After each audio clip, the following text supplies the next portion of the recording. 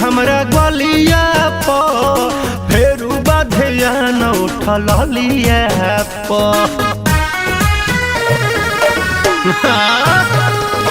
दे देनी दागी हमरा गलिया प फेरू बाधिया न उठल लिया प कर में मजाक जानियन ओन छुदी कर में मजाक जानियन ओन छुदी हो खता गुदा गुदी हो खता गुदा गुदी पियाजी पलंग पन कूदी हो खता गुदा गुदी पियाजी पलंग पन कूदी हो खता गुदा गुदी गुदी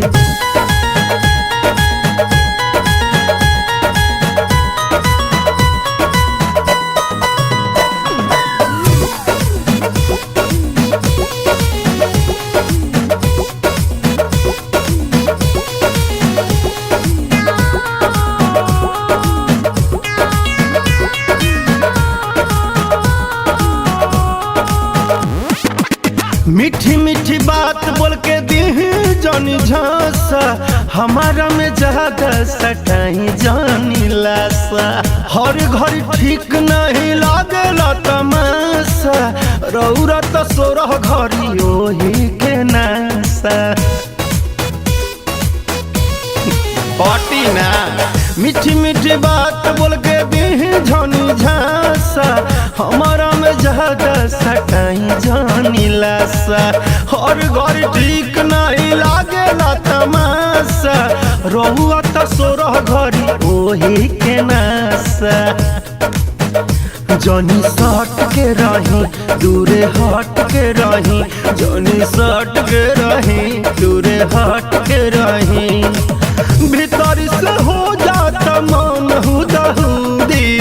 भीतर से हो जाता मन हुदहुदी हो खता गुदा गुदी हो खता गुदा गुदी एने ओने जनी रावा छुदी हो खता गुदा गुदी पियाजी पलंग पन कूदी हो खता गुदा गुदी गुदी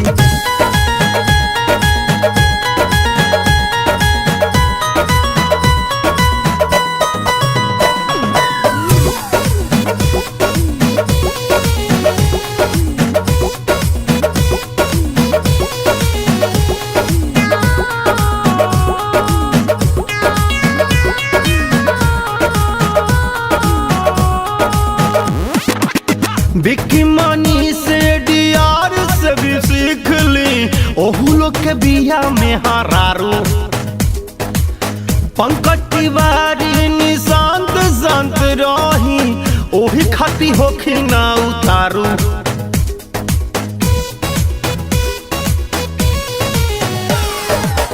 बिक्की मानी से उमकार से भी सीख ली